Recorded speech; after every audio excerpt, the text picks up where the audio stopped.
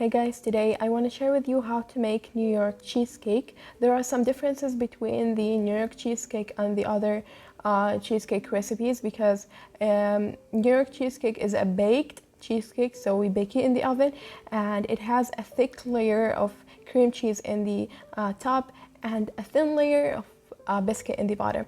It's very nice and creamy and delicious, and today I want to share with you how to make it. So let's get started. So I'm gonna start up with the biscuit base or the biscuit layer. So here I have 200 grams or 2 cups of digestive biscuit. You can use crackers if you want, and I also have 60 grams of melted butter, which is quarter of a cup plus 1 tablespoon. Maybe you will need to add more butter, less butter, depends on the biscuit type that you used. Some people like to add cinnamon, some people like to add nutmeg, sugar. I don't add any of them and it turns out to be perfect in my own opinion. If you want to add some sugar, it's up to you. I grained my biscuit into my food processor. If you don't have one, don't worry, you can put them in a plastic bag and crush them using using a rolling pin, for example. I'm gonna add the melted butter to the biscuit and I'm gonna stir that together. And we are looking for that biscuit that when you press it down, it holds its shape, but when you touch it, it turns out to be like nice and crumbly. That's what we want. I'm gonna put the biscuit into my spring form pan, which is the cheesecake pan, and I'm gonna spread the biscuit using my spoon at the beginning. Then I'm gonna press it down using my potato masher or a cup or anything you have. Then I spread some butter on the sides of the spring form pan, so it's easier for me to put the parchment paper. The parchment paper help us to get the cheesecake out of the spring form pan easier. And I'm gonna cover the outside of the tray with tin foil because we're gonna put the cheesecake in a water bath. So we don't want any water to get inside the cheesecake. And in order to make this biscuit layer a little bit stabilized, I'm gonna put it in the fridge. You can put it in the oven, it's up to you.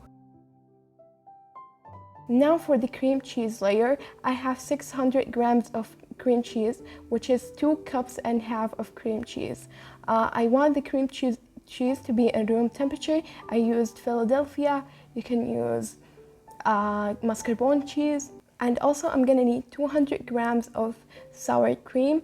The sour cream is very important in this cheesecake recipe. And 200 grams are equal 1 cup of sour cream. And I'm gonna need 3 room temperature eggs. It's important to be in room temperature, and I used 3 large eggs, as you can see. And also I'm gonna need 175 grams of granulated sugar. You can increase that to 200 grams of sugar. It's actually up to you. If you want the cheesecake to be a little bit sweeter, add 200 grams. And also I'm gonna need 200 milliliters of heavy cream, and I'm gonna need 3 tablespoons of flour. I used to make it with flour, which is the original recipe. I don't make it with cornstarch. And I'm gonna need some lemon juice, and also I'm gonna need 2 teaspoons of vanilla extract. Now in a big shallow bowl, I put the cream cheese with the sugar, and I like to stir that together a little bit using my spatula at the beginning, so it's easier for me to whip it using my electric mixer, as you can see. I'm gonna whip that together, and I want the sugar to be dissolved in the cream cheese, so I don't see any granulated sugar. So mix well, or actually whip it very well. We don't want any sugar into the mixture. I want all the sugar to disappear and dissolve. At this point, I'm gonna add the sour cream. As I told you, I'm gonna need 200 grams of sour cream, and it's important to be in room temperature. I'm gonna mix that together until nice and creamy. Then I'm gonna add the cream, which is 200 milliliters of cream, and I'm gonna whip the cream very well with the other ingredients.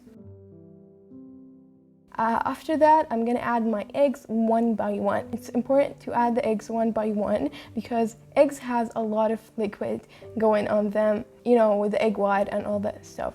So we don't want the mixture to separate. So you have to add them one by one so the mixture doesn't separate, and it's important to be in room temperature as well.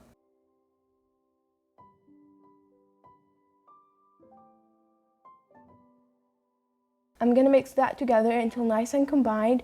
Then I sift my flour and I added the vanilla.